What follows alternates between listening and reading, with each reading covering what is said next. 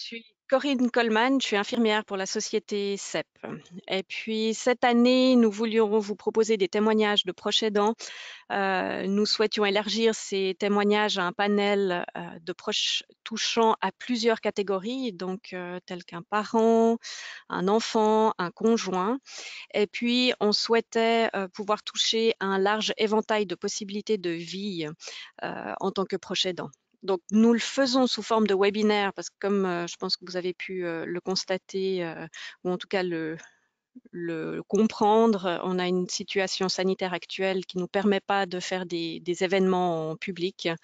Donc, voilà, on a préféré faire ce mode webinaire. Donc, je serai la modératrice ce soir et puis j'ai l'aide de ma collègue Isabelle pour la technique. Donc, si tout se passe bien, on ne l'entendra pas et on ne la verra pas. Donc, dans un premier temps, je laisserai nos différents intervenants se présenter en 2 mots, puis je poserai des questions qui leur permettront de parler plus particulièrement de leur situation et nous passerons à vos questions. Donc, n'hésitez pas à nous contacter via le chat pour les questions ou lever la main si vous souhaitez poser les questions de vive voix et puis Isabelle va faire en sorte de vous enclencher votre micro à distance. Pour ça, je vais vous expliquer comment vous pouvez faire. Donc,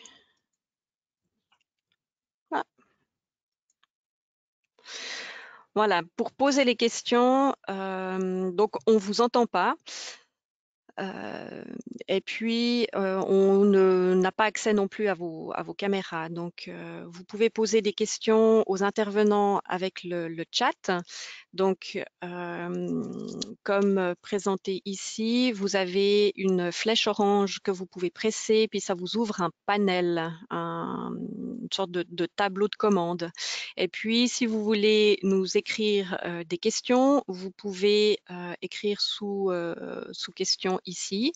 Et puis, si vous voulez plutôt lever la main et puis nous poser la question de manière live, vous avez un petit onglet ici avec une main et vous pressez dessus. C'est après ma collègue tout à l'heure qui va essayer de vous passer le micro pour que vous puissiez poser vos questions de manière live. Puis je vais maintenant donner la parole à nos différents intervenants.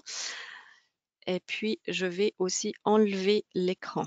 Comme ça, ça nous permettra de mieux nous voir. Voilà. Donc, on vous a aussi coupé les micros. Je vais vous laisser vous présenter en quelques mots. Donc, vous pouvez nous vous présenter, donner votre nom et puis nous dire de quel proche vous êtes proche aidant. Voilà. Je ne sais pas qui souhaite commencer.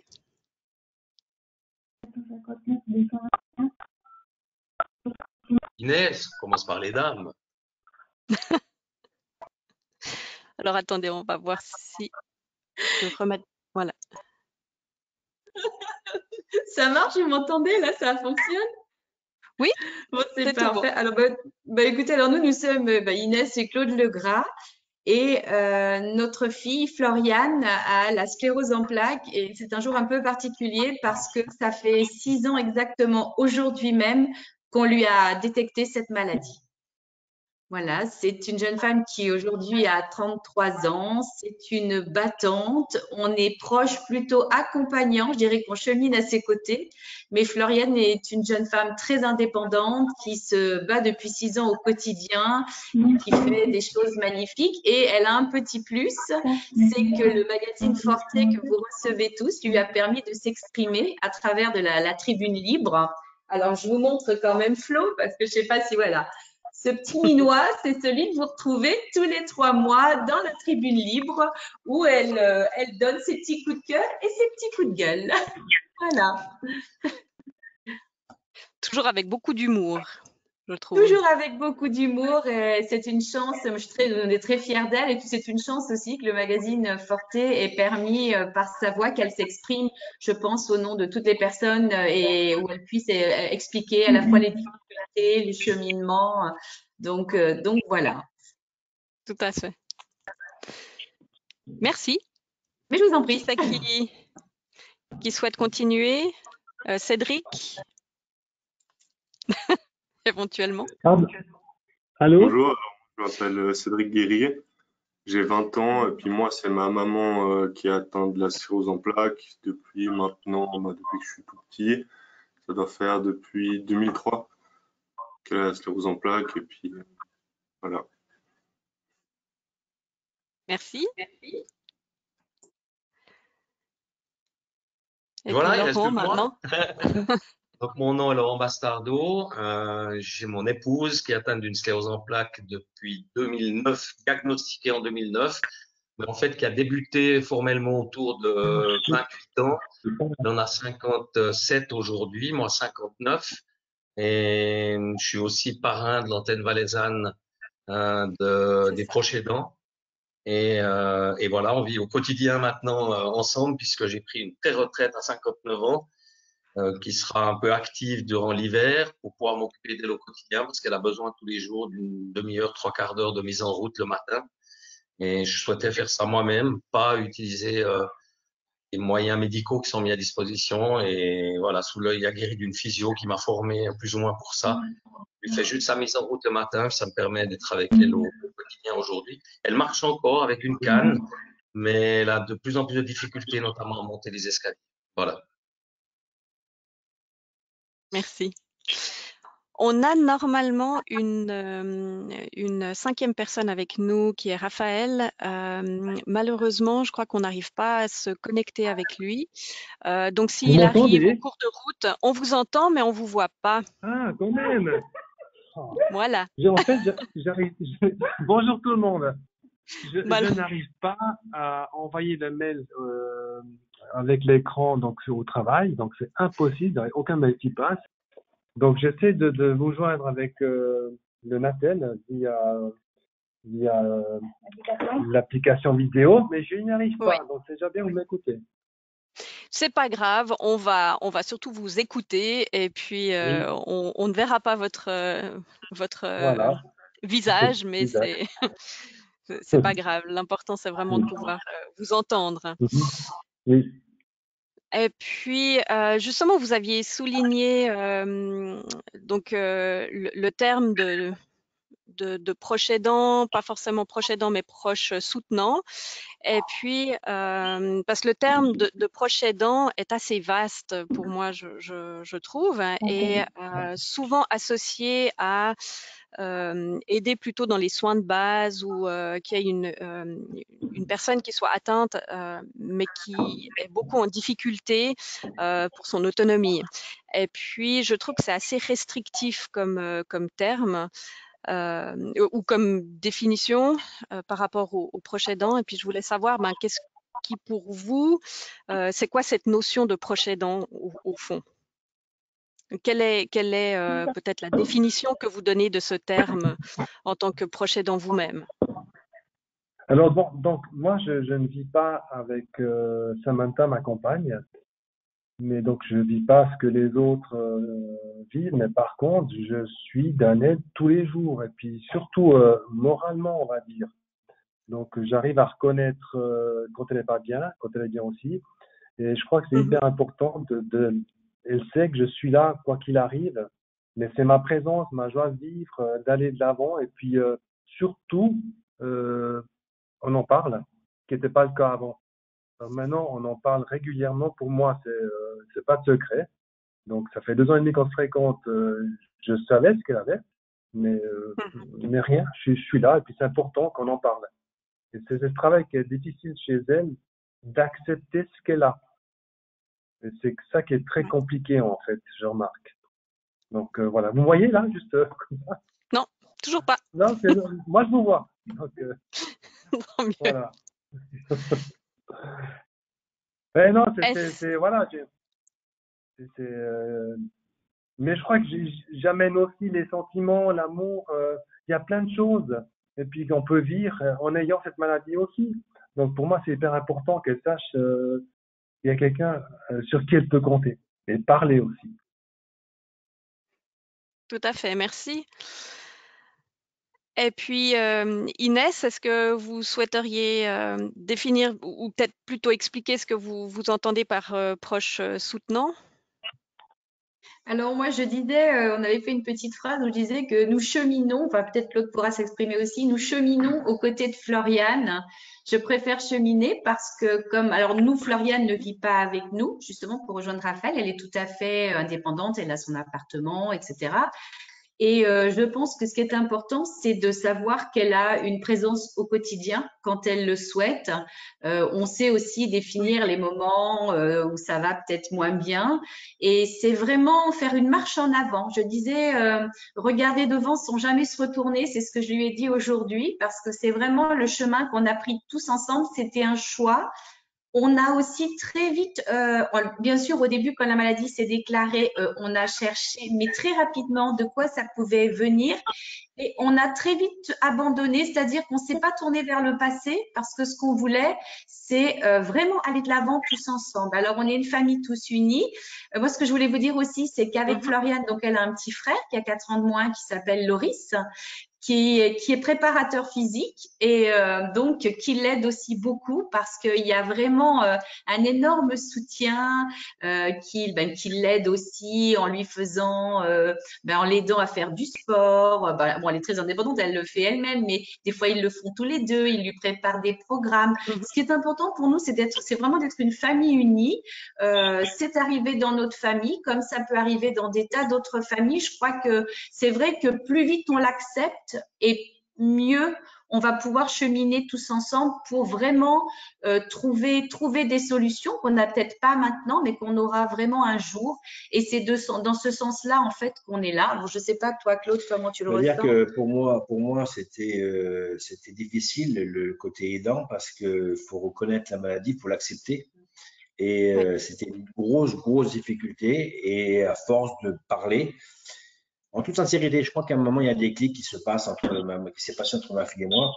Et maintenant, il y a pas, c'est pas du tabou, mais c'est pas loin. C'est-à-dire que en fin de compte, on a peur, on a la pudeur, il y a plein de choses qui font on est bloqué, hein.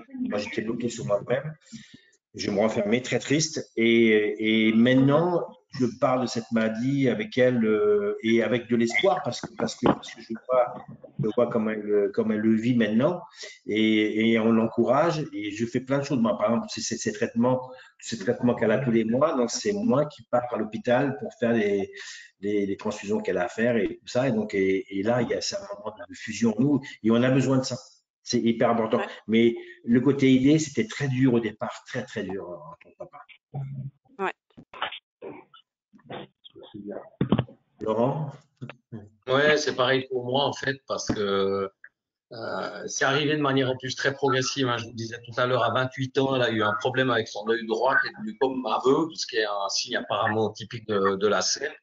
À 40 ans, elle arrivait plus, et un jour, elle arrivait plus à se lever du lit, comme si elle avait plus ses jambes. Puis à 42 ans, il y a eu la découverte de la CEP en 2 étapes. Elle a d'abord été une fois à l'hôpital à Monté faire un IRM où ils ont trouvé une tache à l'arrière du cerveau en disant ça, quelque chose qui pourrait nous faire penser à la sclérose en plaques. C'était en 2006. Mais on va pas diagnostiquer ça maintenant.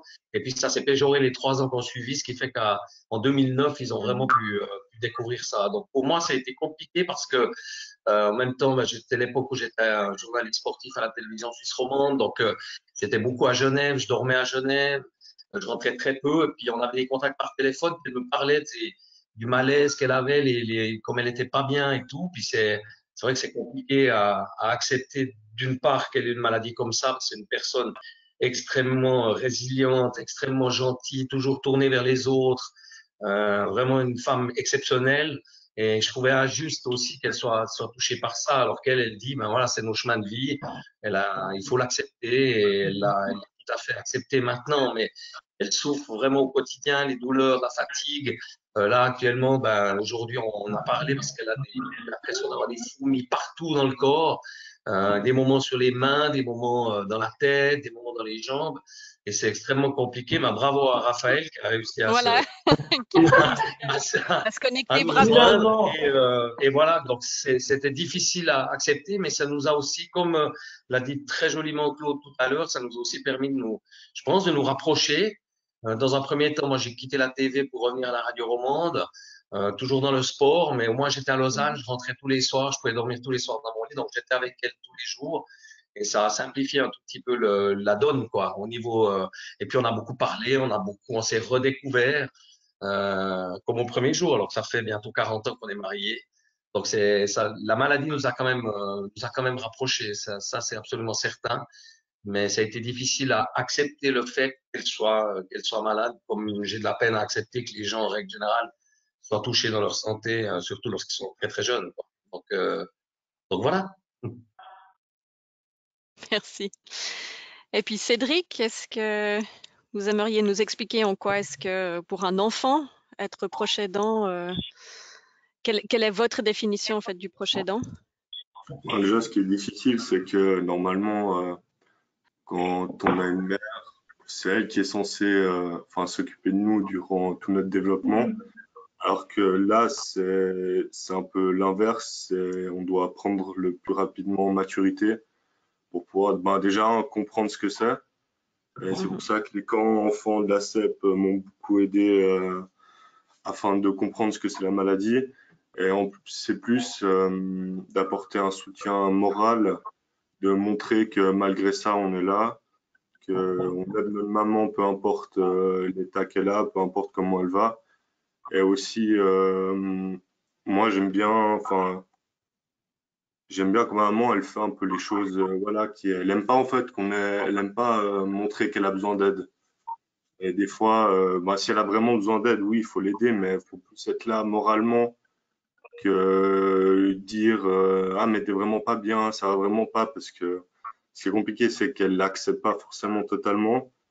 Et du coup, ça se ressent un peu, mais je trouve que c'est bien bah, déjà d'être là psychologiquement pour pouvoir l'aider.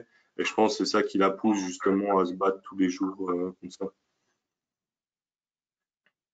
Ok. Mais je crois que là, il a dit quelque chose d'important. Ils ne veulent pas admettre qu'ils ont besoin d'aide. C'est hyper important, justement. Donc, on doit, alors moi, je force un peu parce que on a le droit de dire je suis pas bien, je suis fatigué, etc., etc. Et en tout cas, je parle pour Samantha, c'est très compliqué, vraiment compliqué. Donc, elle a toujours le sourire, comme vous la voyez, elle est toujours comme ça, alors que c'est pas la vérité. Donc, c'est clair, ben, comme Laurent, ben, il connaît aussi, donc on voit à quel moment ils ont besoin, mais il faudrait aussi qu'il lâche plus, dire oui, j'ai le droit, j'ai malade, je peux avoir une jambe cassée ou autre chose, mais on a tous le droit de dire ça va pas. Et en même temps, ça nous aiderait aussi à nous. Je suis assez d'accord, Raphaël, mais tu vois, moi, ma fille, elle a mis 6 ans, il y a que cette année où elle dit, j'ose maintenant dire que j'ai besoin d'aide. C'est simplement le temps qu'il faut pour accepter la maladie et je pense que ça doit être différent d'une personne à une autre. Elle a vraiment mis 6 années où elle avait l'impression qu'on ne comprenait pas vraiment sa maladie.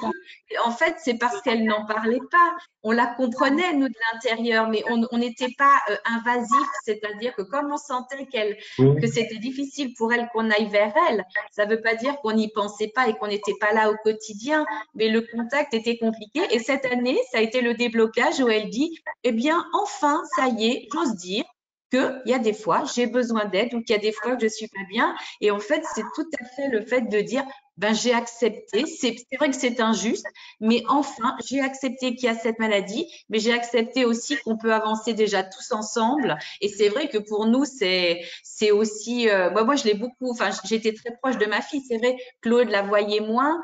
Moi, j'étais là, donc j'ai quand même accompagné. Mais le fait que la personne l'exprime, c'est exact que ça fait aussi un bien fou parce que ça enlève beaucoup de barrières et ça simplifie beaucoup de choses. Mais je pense que c'est comme pour un deuil, hein, c'est le deuil de la vie d'avant et que selon les personnes, il faut un temps. Il faut un temps et qu'on doit l'accepter aussi. On doit l'accepter aussi. Et puis, ce qui est important, c'est aussi c'est l'honnêteté, la franchise. C'est vrai que moi, en tant que papa, vis-à-vis de Floriane, on est bloqué. On n'ose pas faire voir le sentiment et ça nous ronge à l'intérieur, mais on ne peut pas l'exprimer. Et nous, depuis cette année, papa, voilà, tu as envie de pleurer, pleure.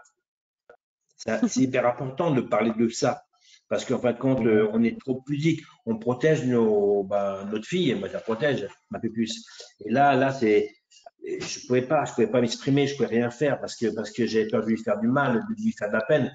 Et maintenant, en fin de compte, oui, des fois on se lâche. Dernièrement, il n'y a pas longtemps, on a parlé 3 heures ensemble au téléphone, en vidéo, et puis c'était le top parce qu'il y a eu des moments de joie, des moments de pleurs, et puis voilà. Mais c'est dur, comme dit Inès, ouais, ça fait 6 ans, mais pour moi, c'est 6 ans encore. J'ai pas admis encore à 100% sa maladie, hein, parce que voilà, on touche pas les enfants, voilà. Mais oui, et le travail qui est énorme, c'est de l'accepter. Justement, tu as parlé de deuil avant, ben, on est en plein dedans. Mais en Ouais, même temps, C'est juste. il y a la vie, elle continue.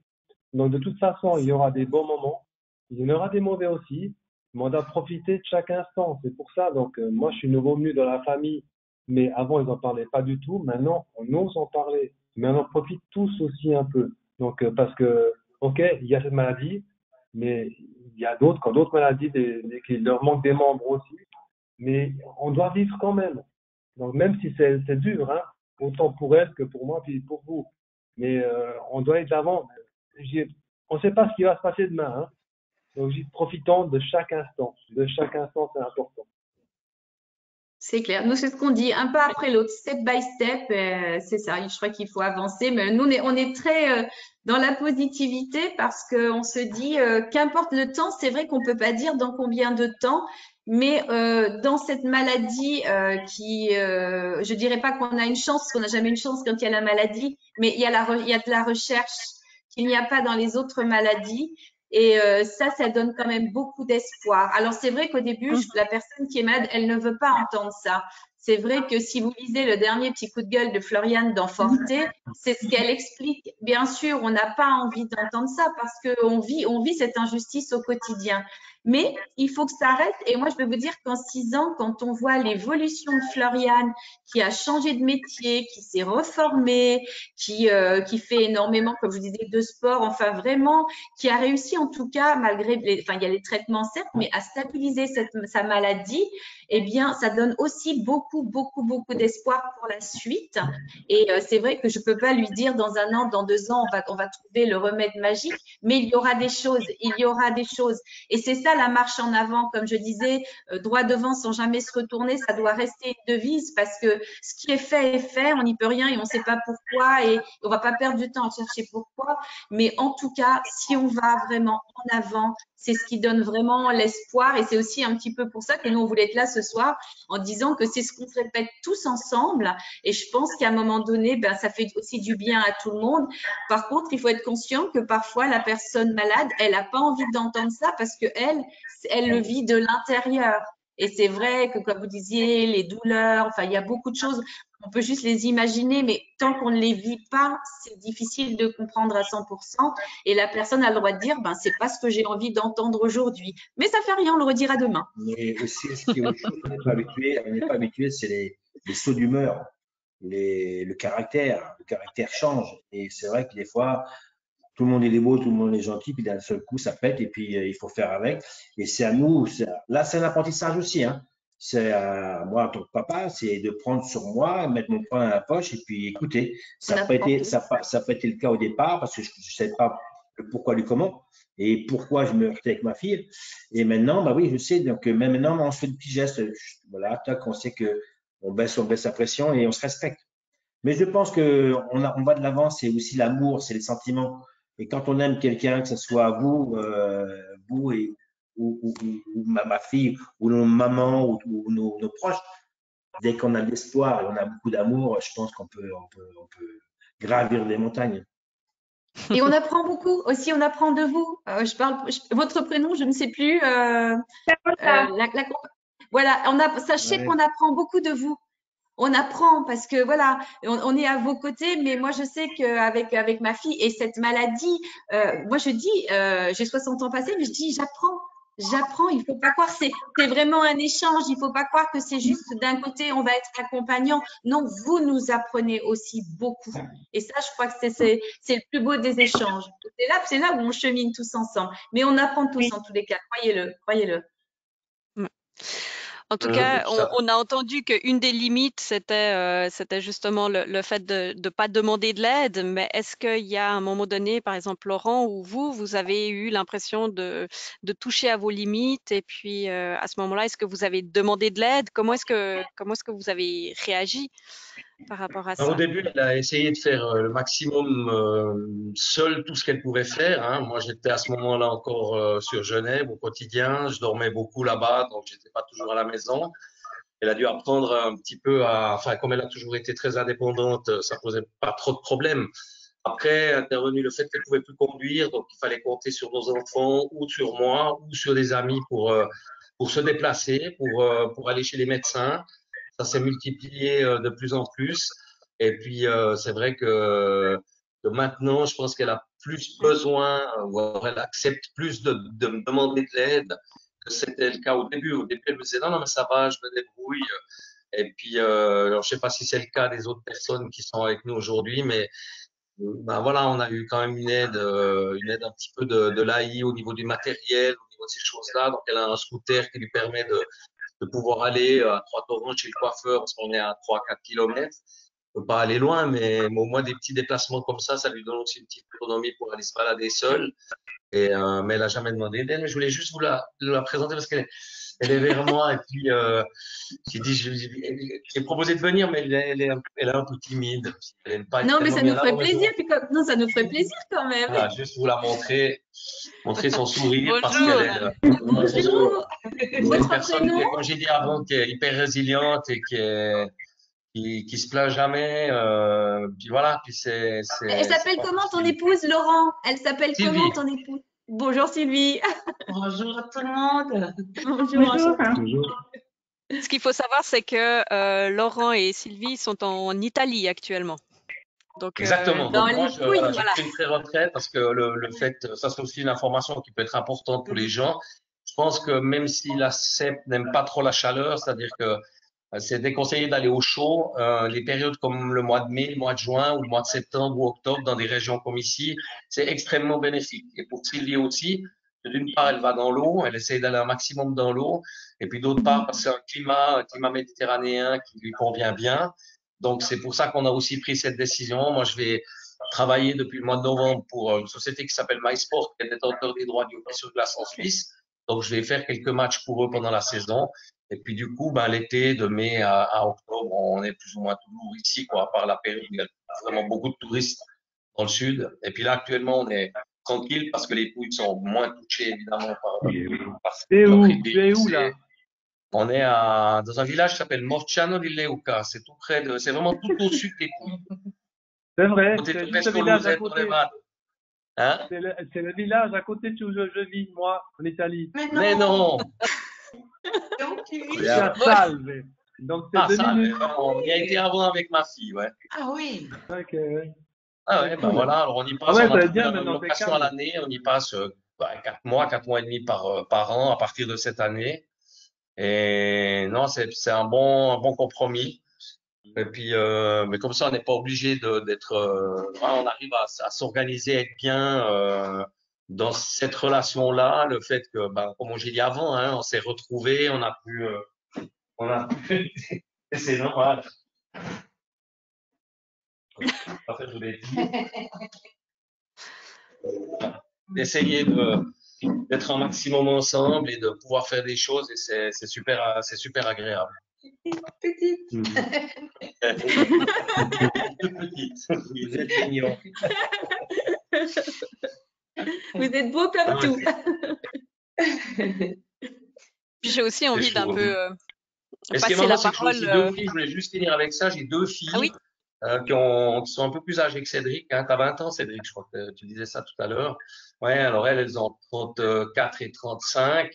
Mais on a des six petits-enfants aussi. Donc ça, c'est une source de vie fantastique pour Sylvie parce que 5 d'entre eux vivent vraiment en dessus de chez nous. Puis le dernier, enfin le 6e, c'est celui de ma fille cadette qui est ici avec nous en Italie actuellement. Et c'est vrai que pour mes filles, ça a été aussi, je pense, difficile, même si elles en parlent jamais. Je pense que ça a été difficile pour elles d'accepter aussi cette maladie de leur maman. Donc, comme pour Cédric, c'est compliqué. C'est vrai que des si jeunes, puis de devoir, même si il n'est pas tout le temps avec sa maman, mais je veux dire, de porter ça, c'est compliqué. C'est vraiment compliqué. Et moi, je mets toujours à la rigolade, en fait. Même mes petits-enfants, ils prennent ma canne, ils se plient, mais ça me fait tellement rire. Quand je me lève toute seule, ben, j'essaye de me lever de mon canapé parce que c'est difficile, toute seule. Je ris parce que je m'imagine mes petits-enfants en train de faire m'imiter. Je leur ai dit avec moi, vous pouvez faire parce que ça me fait rire, mais pas avec les autres personnes. Soit les fâcher, soit leur faire mal au cœur. Alors, ils savent. D'accord. Mais c'est vrai que moi j'ai envie aussi d'entendre un peu plus Cédric et puis me dire mais comment est-ce que qu'est-ce que ça vous fait de voir d'autres proches aidants en fait ce soir et puis comment est-ce que vous vous sentez vous en fait? Ouais, c'est cool de pouvoir avoir d'autres personnes, enfin, qui vivent pas forcément la chose du même point de vue. C'est bien d'avoir des points de vue différents aussi, parce que ça nous donne une idée, parce que souvent on se renferme un peu sur il y a que nous qui vivons la même chose, ou justement on est un peu isolé comme ça. Et puis ça fait du bien aussi de pouvoir voir, enfin, avoir l'histoire d'autres personnes justement, pour se faire aussi une idée de comment c'est chez les autres, pas forcément que chez nous. Merci. Est-ce que vous avez dû demander de l'aide à d'autres personnes à un moment donné pour pouvoir vivre au mieux votre rôle de proche aidant? Après, j'interviens plus un moment. Mais juste que vous sachiez, c'est une chose hyper importante. Il y a dans le cadre d'un moment grave de la maladie, hein, Sylvie, par exemple, maintenant, elle est en impotence moyenne. Donc, du moment où vous avez accès à cette impotence, qui est donnée en fonction d'un certain nombre de critères, de ce qu'elle peut faire et de ce qu'elle ne peut plus faire aujourd'hui, elle a accès aussi à une aide indirecte de l'AI, je dis pas de conneries, pour des heures en fait. Donc c'est-à-dire que maintenant, par exemple dans notre cas, on dispose de 20 heures par mois. Alors c'est pas payé à nous, c'est payé par une société à Martigny, Top Relais, mais on a pu engager deux personnes, une femme de ménage qui vient 10 heures par mois et une personne qu'on connaissait qui elle vient faire un peu des transports, tout ça pour me soulager parce que aussi que nous, les proches aidants, on s'oublie pas. C'est super important. Je crois que c'est Raphaël qui en parlait tout à l'heure. Super important de ne pas s'oublier, quoi. Et du coup, ça, c'est une aide précieuse. Il faut savoir qu'elle existe. Il faut y avoir accès. Il y a un cheminement à faire, mais il faut juste savoir qu'elle existe. Et puis, est-ce qu'il y a des sentiments de culpabilité en demandant de l'aide ou pas forcément?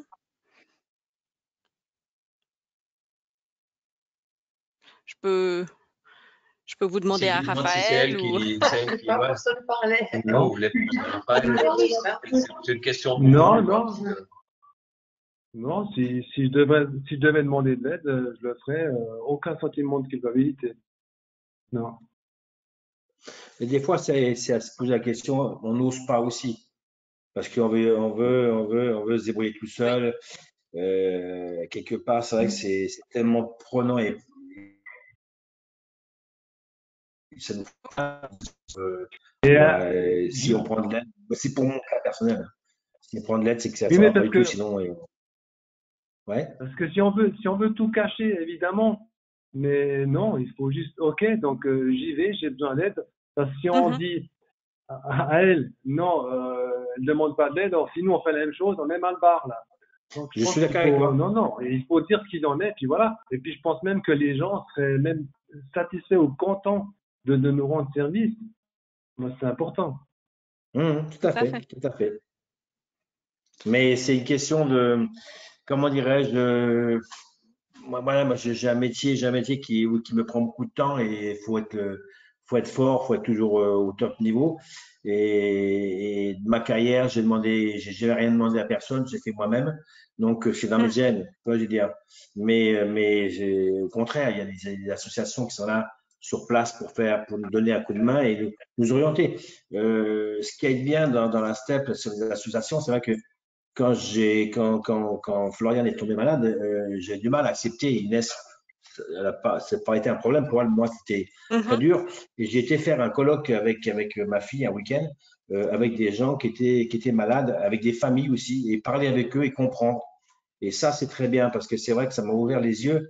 Après, ça m'a ouvert les yeux, mais après, il faut l'accepter. Hein. C'est-à-dire que vous voyez plein de personnes autour de vous, vous imaginez ce qu'on peut devenir, ce qu'elles peuvent devenir, nos malades.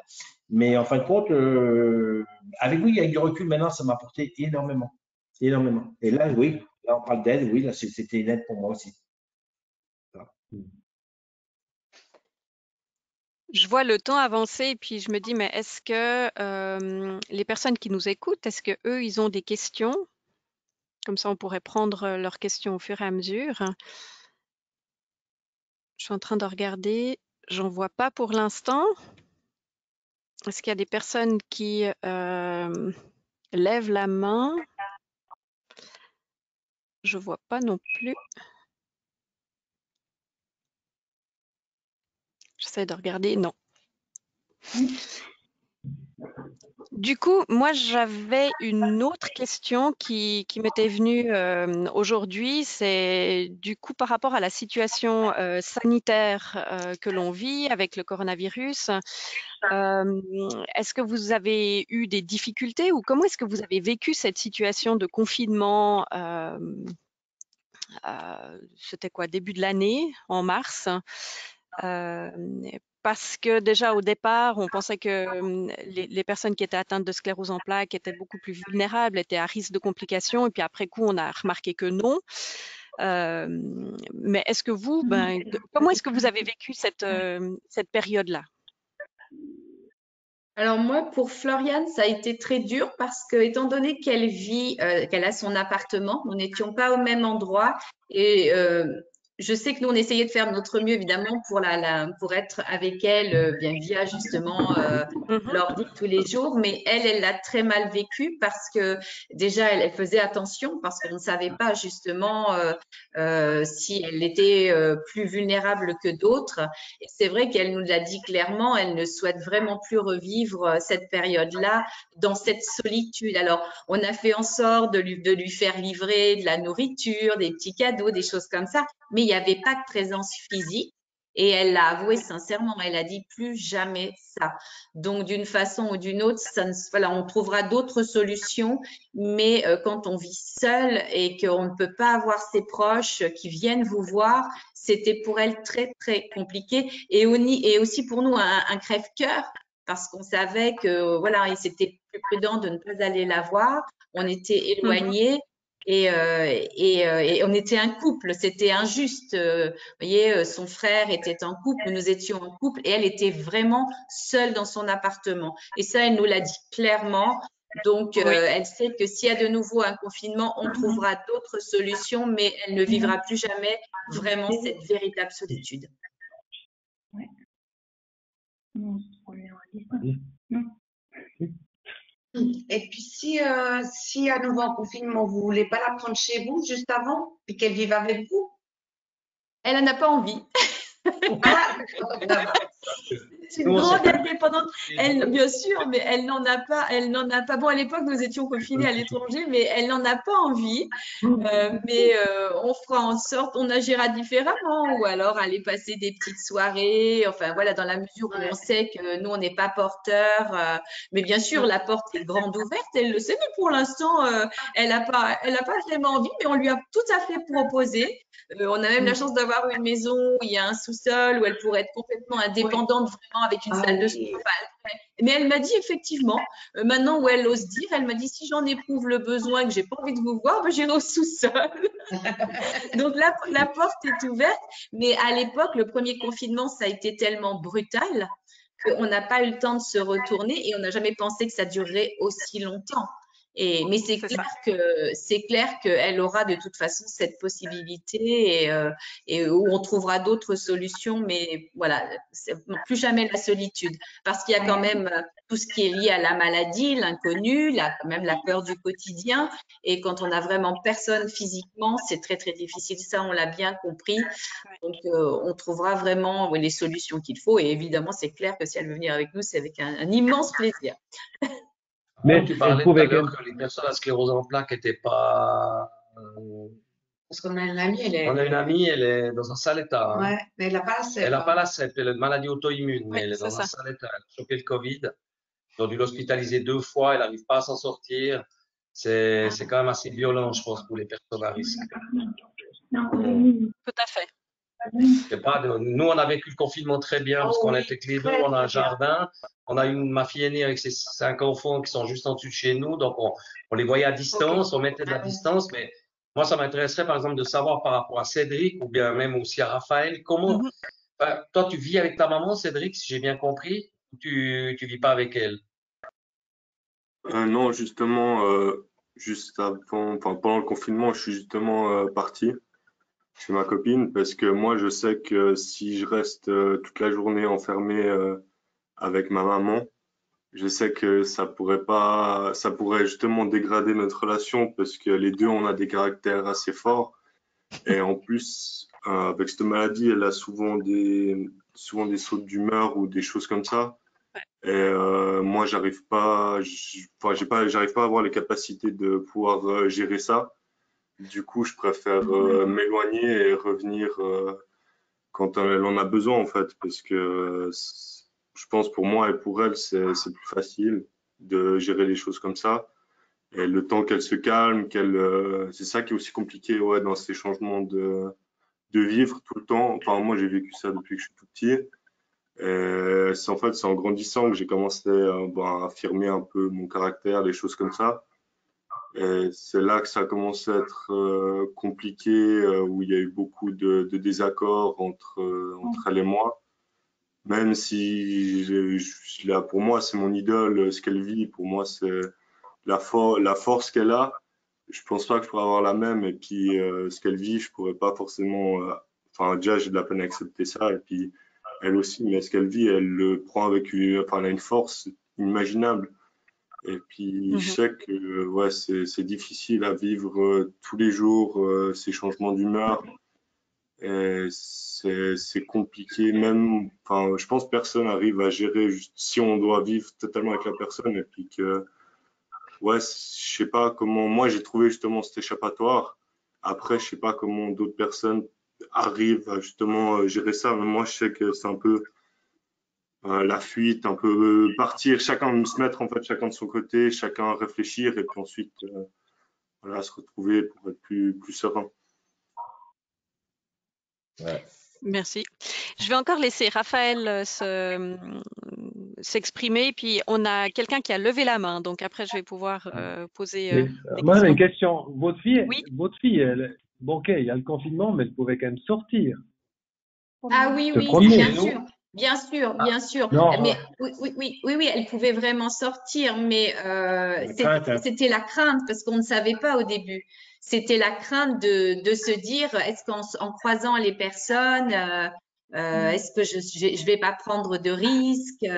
Donc, si vous voulez, pour elle, elle préférait la plupart du temps dans le premier sortir à 22 heures. Voilà, rester à la maison. Le soir. Mais maintenant, oui, elle a tout à fait une autre optique où les amis proches déjà qu'elle connaît bien. Par exemple, ce soir, elle fête ses 6 ans de CEP avec des amis au restaurant. Ils sont 3. Et elle m'a dit, il n'y a pas de raison. On s'est posé la question. Eh ben non, on ira manger notre fondue chinoise. Non, mais voilà. C'est même pas fondue chinoise. Je crois que c'est je sais plus ce qu'ils font. Enfin bref. Mais la première fois, c'était très compliqué parce qu'elle sort toujours protégée, le masque, le gel. Nous, on connaît ça depuis 6 ans. C'est vrai que c'est pas nouveau pour nous, mais c'était l'inconnu parce qu'au début, on se disait personne à risque. Donc, elle disait est-ce que je peux voir les personnes, pas voir les personnes. Vous savez, quand on lui livrait ses par exemple, la nourriture, bien, on déposait les sacs, la personne qui livrait. Après, dans son appartement, elle mettait ça dans un petit sas de décompression, comme elle appelait ça, parce que pour pas toucher tout. Elle me disait, j'ai bien reçu les petits légumes et tout, mais bon, pour l'instant, c'est dans le petit sas. Et et c'est ça. Et puis, c'est ça qui a aussi engendré cette solitude, se dire, j'essaye de pas voir beaucoup de monde. Et maintenant, je pense qu'effectivement, la vision est différente, donc elle aura plus la même solitude. Et puis nous, de part et d'autre, on n'osait pas non plus venir se dire voilà, même son frère, se dire est-ce que je risque pas de la contaminer. Enfin, c'était vraiment la première vague, c'était très compliqué. Maintenant, effectivement, ce sera différent. Et c'est vrai qu'elle sortait, elle allait marcher, mais comme disait Claude, c'était souvent tard le soir ou alors très tôt le matin pour croiser le minimum de personnes. Voilà. Ben, nous, on se promenait et on était à 3 mètres l'un de l'autre. Et ben voilà, des amoureux à 3 mètres. C'est ça. Ouais, mais c'est bien. Vous vous êtes rapprochés depuis. Hein. Ça va, oui, ça va. Mais au moins, on se voyait, puis on passait ce moment ensemble, puis je pense que c'était important pour les deux quand même de se voir, on pouvait se parler, même si on était à 3 mètres des chemins pédestres ou en forêt, c'est égal. Mais au moins, il y avait un contact visuel.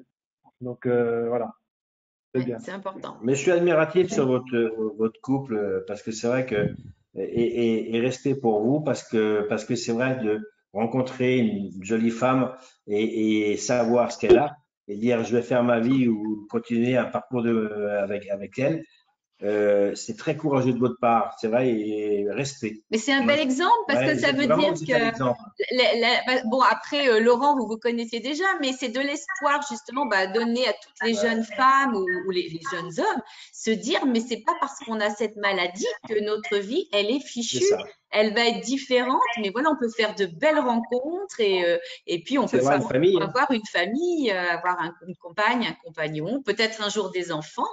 Pourquoi pas, mais ça c'est magnifique et je pense que ça c'est important aussi de les gens qui nous écoutent les uns les autres et qui vous voient de se dire mais oui ma vie elle peut être en gros normale, il y a un petit truc à côté que je n'ai pas demandé, mais en tout cas ma vie et ça peut être aussi une belle vie et ça c'est vrai que vous êtes un bel exemple comme les deux amoureux là-haut, hein, Laurent et Sylvie, on croirait des adolescents, ils sont magnifiques.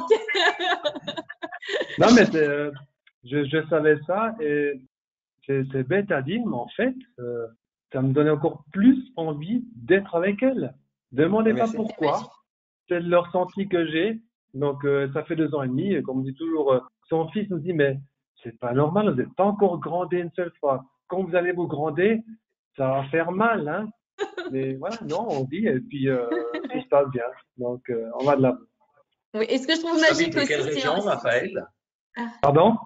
Vous habitez dans quelle région? Neuchâtel. Ah, c'est ça. Ouais, moi j'ai l'impression de connaître. Mais je le connais évidemment. Donc évidemment, je le connais. Ouais, je voulais parler à Cédric. C'est vrai qu'en tant que papa et ce que tu vis, c'est pas évident parce qu'en fin de compte, de côté, tu mets un petit peu de côté ton enfance, ta jeunesse, ce côté un peu, je dirais, pas naïf, mais je dirais un peu l'innocence, c'est aussi l'innocence qu'on doit avoir quand on est petit. Et c'est vrai que quelque part, ce que tu fais, c'est beau, mais il faut penser à toi aussi parce que c'est important. Ta maman, elle est là et tu la chéris et tu l'aimes beaucoup, mais ta vie, elle est aussi à faire et il faut aussi que tu penses à toi et penser à tes proches et essayer de trouver voilà, une compagne ou des copains, tout ça, mais te lâcher de temps en temps. Mais c'est difficile. C'est des paroles en tant que papa qu'on se dit, mais c'est vrai qu'on se dit, c'est facile à dire, mais c'est difficile à mettre en place parce que la maman reste la maman et on a envie de mettre tout en œuvre pour que tout se passe bien, que tout le monde soit heureux. Mais ce que je trouve très beau, Cédric, c'est quand tu dis ma maman, c'est mon idole. Ça veut tout dire. Moi, je trouve ça magique. Mais je vais te poser une question. Évidemment, tu as grandi avec ça, tu l'as pas demandé, mais est-ce que quelque part, toi aussi, ça t'apporte quelque chose en maturité, en échange humain, je ne sais pas, le fait que tu aies été confronté très tôt à ça? Ouais, je pense premièrement la maturité déjà. Ça, c'est, je pense, la chose qu'on prend le plus directement parce qu'on prend conscience de ce que c'est réellement la vie. Parce que quand on est enfant, on pense que la vie, c'est beau, c'est tout rose. Et c'est un peu le monde qui s'effondre. la vision des choses qui s'effondre. Et du coup, il faut prendre vite en maturité pour essayer de reconstruire tout ça. Et puis, mais surtout, c'est ça, c'est que ma maman, je sais qu'elle sera malgré la maladie, et puis elle sera toujours là pour moi. Heureusement, elle peut toujours conduire, elle peut toujours faire plein de choses toute seule, malgré que ça fait longtemps qu'elle ait la sclérose en plaques. Et franchement, c'est de la voir comme ça, toujours souriante, toujours malgré la maladie, c'est ça qui m'apporte, me dire que mes proches vont bien, elle va bien, tout va bien. Du coup, c'est ça qui m'apporte le bonheur dans la vie, quoi. Moi, je vais profiter parce que on a des mains levées. On a des personnes qui souhaitent vous poser des questions. Alors, je ne sais pas si vous êtes prêts à répondre à ces questions. Je vais donner la parole d'abord à Christophe. Je ne sais pas si Isabelle, tu peux enlever son micro.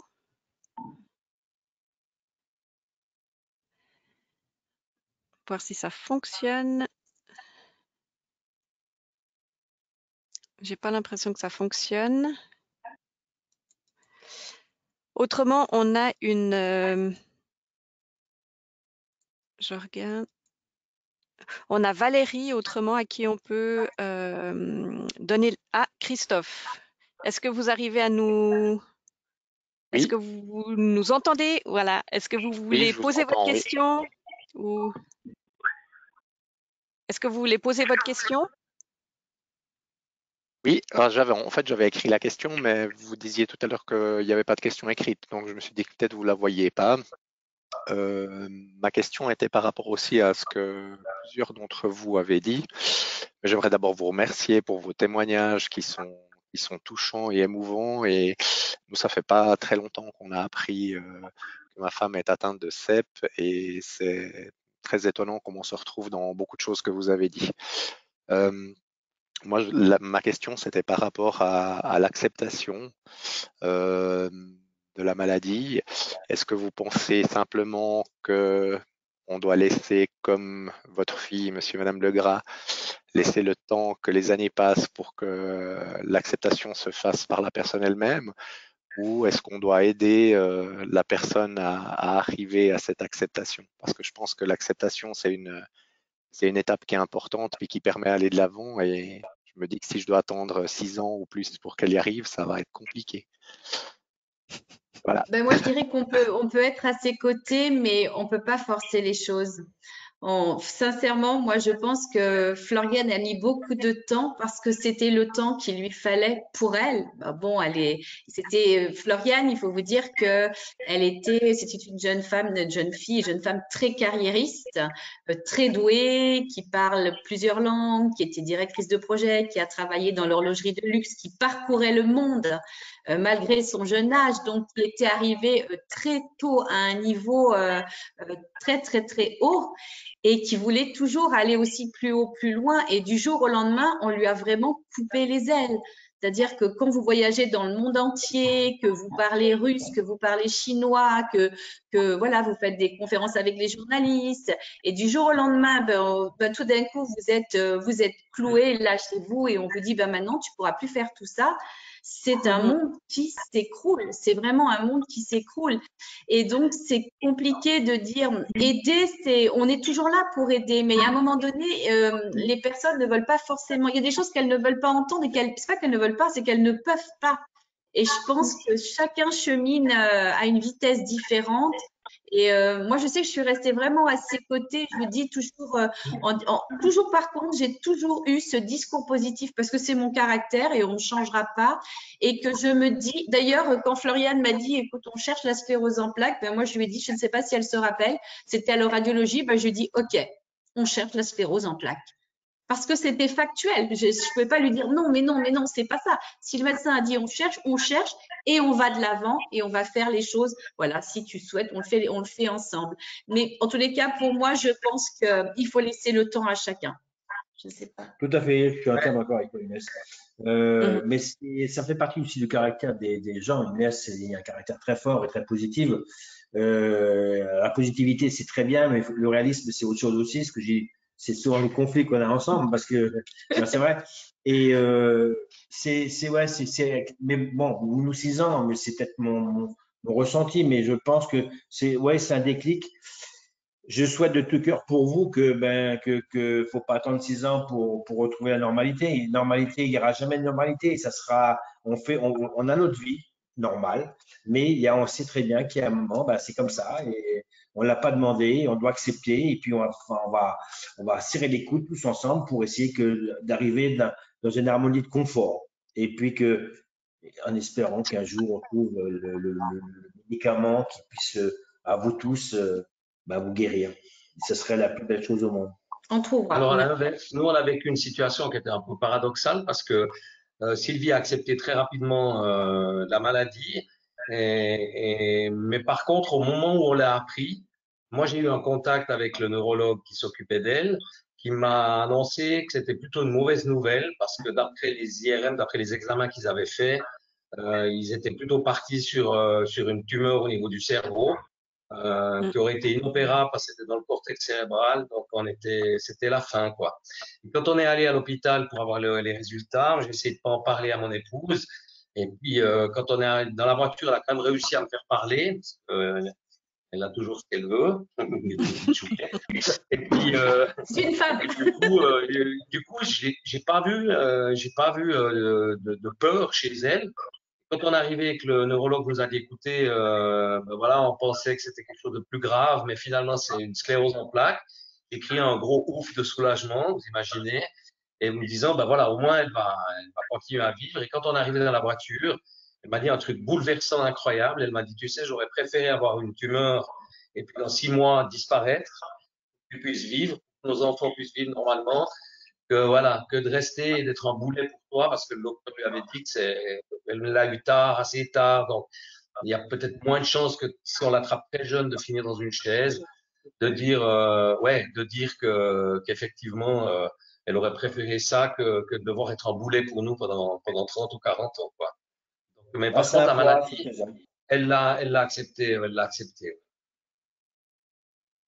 Respect. Moment après l'autre. Et je pense, Christophe, faut pas qu'il se fasse de soucis. Il faut en parler avec ton épouse ou ton ami, et puis attendre. Voilà, il y a un moment donné où, de toute façon, tu peux pas faire autre chose que d'accepter la maladie à un moment donné, quoi. Mais faut être là en soutien, faut dialoguer, il faut vraiment pas la lâcher, quoi. Vraiment pas. Moi, je l'ai accepté sans problème. Dans ma vie, j'ai eu deux amis proches qui l'ont eu, la sclérose en plaques, quelques années en arrière. D'ailleurs, la fille qui l'a eu, elle était relativement jeune mariée. Quand ils ont appris que c'était la sclérose en plaques, son mari est parti. Donc moi, j'ai vécu 2 histoires de sclérose en plaques. Les deux ces 2 histoires tragiques pour moi. Et donc voilà, c'était quelque chose que je connaissais déjà bien. Donc quand on a appris ça il y a quelques mois, j'ai pas eu de problème moi à l'accepter. C'est mon épouse qui a plus de peine à l'accepter. Ouais. Bah oui, on comprend. Mais merci pour tous vos conseils et vos partages. Merci Christophe, et tous mes vœux pour toi. Puis je vais encore, je pense, laisser le micro à Valérie. Et puis, je pense que c'est la dernière personne qui a levé la main. Non, il y en a encore une. Mais en tout cas, je vais laisser Valérie poser une question, si on arrive à la voir de vive voix. Tu as besoin, mais si tu dois partir, tu peux le dire si jamais. C'est comme tu veux partir maintenant. Alors, juste une petite chose, c'est que Claude doit partir travailler parce qu'on a un restaurant et il faut qu'il aille quand même faire la cuisine. Donc, je vais rester avec vous et puis on va le libérer si ça vous dérange pas. J'ai un grand plaisir de partager avec vous. Et puis, on se serre tous les coudes et soyez heureux. Et je souhaite joyeux Noël à tous et à votre famille. Et prenez soin de vous surtout. À bientôt. En tout cas, merci à vous. Merci de votre présence. Merci. Alors, Valérie, je crois qu'on vous a donné le micro. Je ne sais pas si vous arrivez à parler. Oui? Bonsoir. Alors, je m'appelle Valérie. Je suis infirmière. Je vous remercie pour vos témoignages. C'est très éclairant. En tant que professionnel, moi, j'aimerais savoir qu'est-ce que vous auriez eu besoin ou qu'est-ce qu'un nouveau proche aidant, quand on arrive dans ce rôle, parce qu'on se laisse un peu happer par ce rôle, la vie nous y amène, de quoi vous auriez eu besoin? Est-ce que, comment on aurait pu vous attendre à ce moment-là? Et puis, est-ce que vous avez eu des recours à des services professionnels, comme ce qu'il y a dans les CMS sur le canton de Vaud pour le soutien aux proches aidants? Voilà. Et puis, comment c'est pour vous ces services? Est-ce que c'est vraiment aidant? Est-ce que c'est aidant en soi?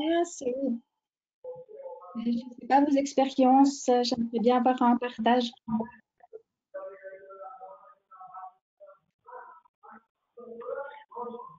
Alors Est-ce que moi, si je peux vous, répondre, est-ce moi que, j'ai, enfin, oui, voilà, en tant que proche aidant, j'ai pas eu recours à quelques services que ce soit. Je pense que j'en ai pas vraiment, j'en ai pas vraiment éprouvé le besoin. Moi, j'ai aussi eu la chance, alors bien que ce soit pas du tout mon métier, de faire de l'accompagnement, notamment de l'accompagnement. J'ai été formée à l'accompagnement de deuil. J'ai travaillé en milieu hospitalier. Je suis allée voir consulter les malades un temps. Ça m'a beaucoup appris. C'était il y a 15 ans en arrière. Et ça m'a permis, si vous voulez, quand on m'a annoncé la maladie de ma fille, de dire, ben oui, pourquoi pas nous, pourquoi pas moi. J'ai vu tous ces gens qui avaient différentes pathologies. Et je crois que ça a été une aide précieuse et je me suis servi de cette expérience-là pour aller de l'avant. Et j'ai pas ressenti le besoin d'aller justement d'aller en parler avec d'autres personnes. Je pense que juste le besoin, c'était de dire je suis là pour ma fille. Mais c'est vrai que c'est notre fille Floriane qui nous a fait la réflexion et ça, je trouve justement que votre remarque est très judicieuse. Elle a dit oui, mais vous les accompagnants, très souvent on pense pas à vous. Et c'est vrai quand elle a dit ça, je me suis dit oui, c'est clair ce que disait un petit peu Cédric, parce qu'il y a des moments et tu avais raison Cédric et c'est tout à fait normal. Il faut se protéger. C'est vrai qu'il faut, comme tu disais, il faut se protéger parce on a aussi notre vie à côté. Et c'est vrai qu'on ne propose pas forcément une aide effectivement aux personnes qui accompagnent. Mais vraiment personnellement, même au jour d'aujourd'hui, par contre, moi, je suis ravie de partager avec vous parce que ça, je trouve, c'est une très belle chose de pouvoir se rencontrer, parler de nos histoires. Mais je n'ai pas, en fait, je n'ai pas ce besoin et encore moins depuis que Floriane s'est ouverte au fait qu'elle puisse dire qu'elle est beaucoup plus dans l'acceptation et qu'elle accepte aussi demander de l'aide. Donc c'est, en fin de compte, comme je disais, c'est elle aussi quelque part, qui m'apprend et qui me fait avancer, en fait. Voilà, c'est ma fille qui me fait avancer.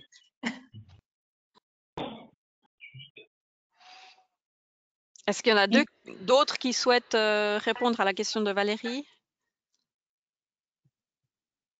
Moi, je veux juste dire que je pense qu'il est important aussi, c'est pour les proches aidants, c'est d'avoir quelqu'un d'externe à qui on peut parler. Moi, je suis allé voir une kinésiologue un peu pour pouvoir discuter, avoir un avis un peu extérieur à tout ça. Et franchement, ça me fait beaucoup de bien.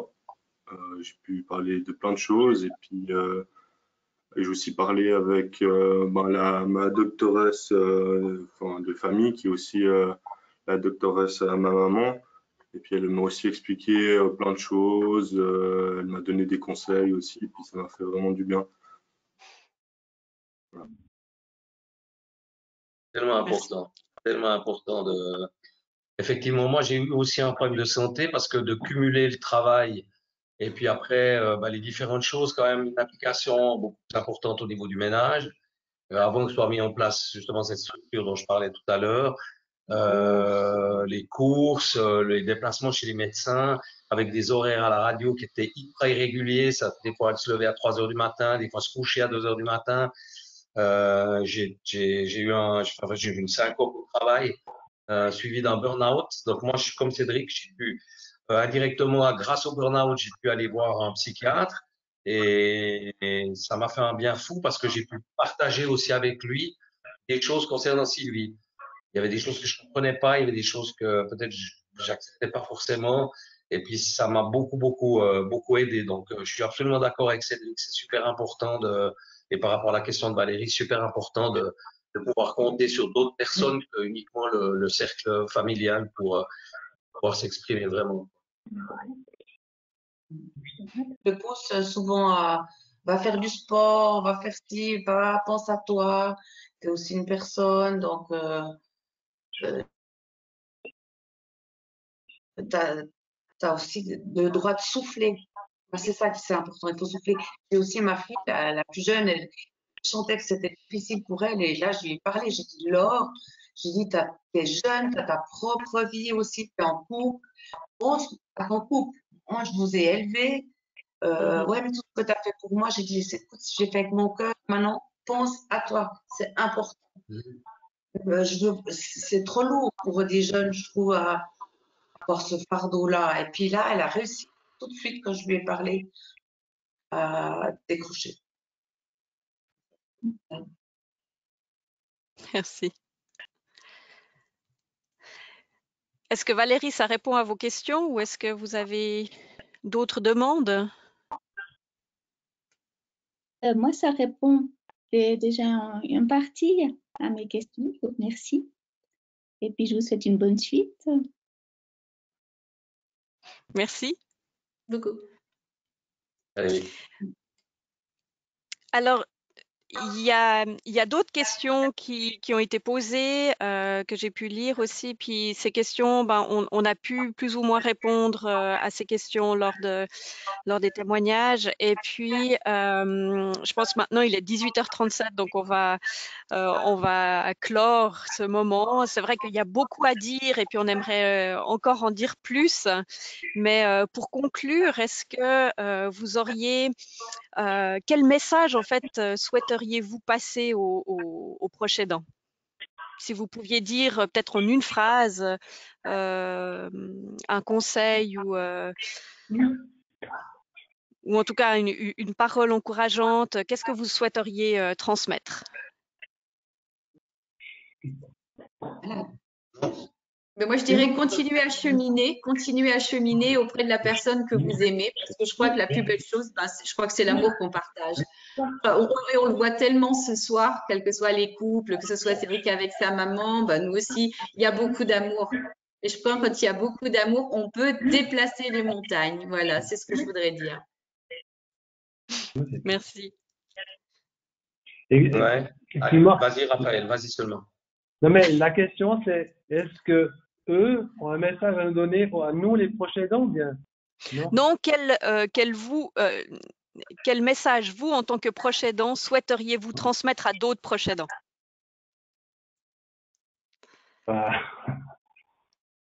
Il faut avoir envie et puis être content de la personne avec qui on est. C'est hyper important. Positiver, même si c'est vraiment pas facile. D'ailleurs, maintenant,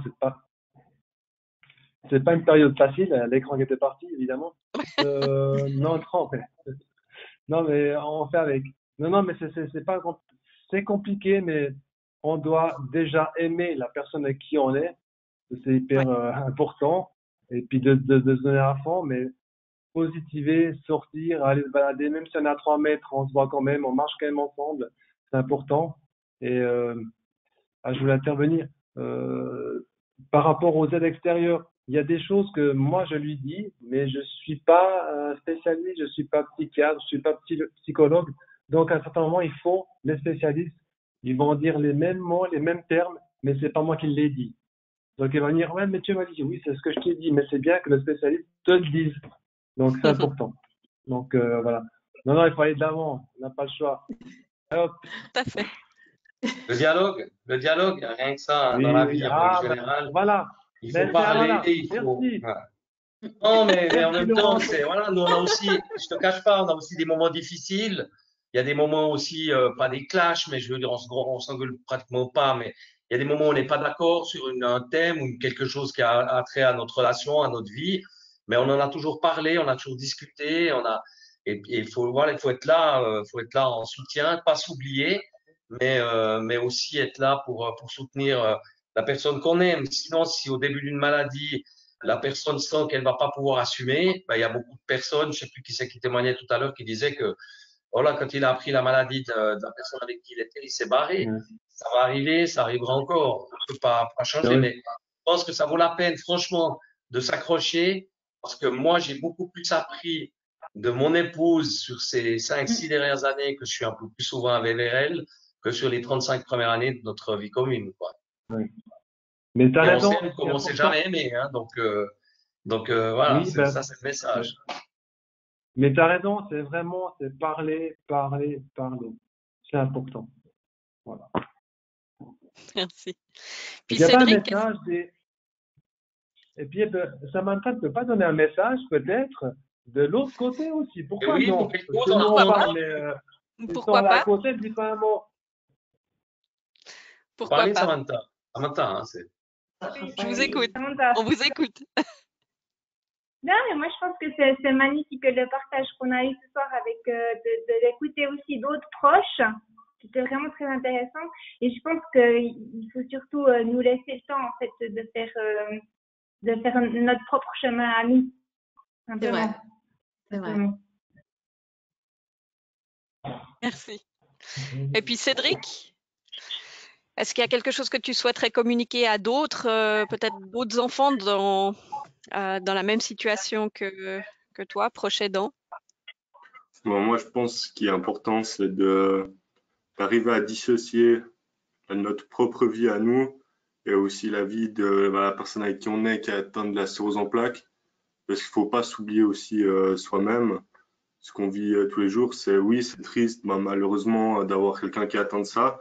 Mais malgré ça, il faut aussi qu'on pense à nous, parce que on a encore plein de choses à vivre. Puis après, c'est sûr, il faut beaucoup d'amour aussi, ça compte. Même si on se le dit des fois, pas forcément, on a des fois de la peine à le dire, mais c'est toujours bien de le dire. Et puis la famille, c'est important, des choses alimentaires. Et je pense que c'est ça qui est important. Et puis pas oublier, moi je te demande de pas s'oublier, voilà, de aussi, si ça va pas, le dire. Je préfère, voilà, m'isoler un moment ou faire autre chose. Enfin, toujours prendre ça aussi en compte, ce qu'on ressent nous, et puis ce que la personne aussi, par exemple, qui a la sclérose en plaques, qui ressent. Ça aussi, c'est important la personne, en fait, ce qu'elle ressent, parce que sinon, on se dit, ah, faut que je l'aide, alors qu'elle-même n'a pas envie forcément d'être aidée sur telle et telle chose. C'est aussi important de prendre les deux avis en compte et pas seulement celle d'une personne ou celle de l'autre. Mhm. En tout cas, merci beaucoup.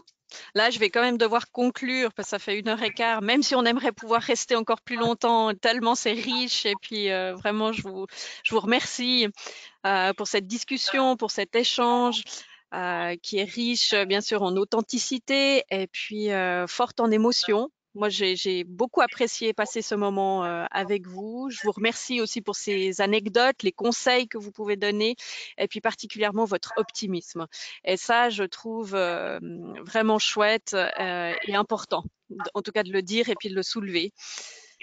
Et puis, je vous remercie aussi énormément du temps que vous y avez consacré parce que c'est pas évident pour chaque proche aidant de pouvoir témoigner comme ça et puis d'être à ce point à découvert en fait. Et puis, ça demande quand même aussi du courage. Donc, je vous remercie infiniment pour ça et puis le temps que vous nous avez consacré pour Promis à vous monter tous, déjà si ce on se webinaire. croise avec Raphaël à Salvé, on vous enverra une carte. Mais volontiers. On Puis on veut la pas te mettra rater. sur le site où on va essayer de faire en sorte que ça soit visible. Voilà. Et Mais c'est un puis, argument pour qu'elle vienne aussi, tu vois. C'est ouais. bien. Ah, il faut venir. Trop bien. C'est exceptionnel. Vraiment. Bah alors voilà, si on veut passer des vacances dans les Pouilles, on a des Voilà, adresses. magnifique. En tout cas, merci beaucoup et puis je vous souhaite une toute Merci à bonne vous. soirée. Merci. Au revoir. Merci à vous aussi. Merci à La vous belle tous. journée. À bientôt. Merci. Bye Merci pour bye. ce partage. Au revoir.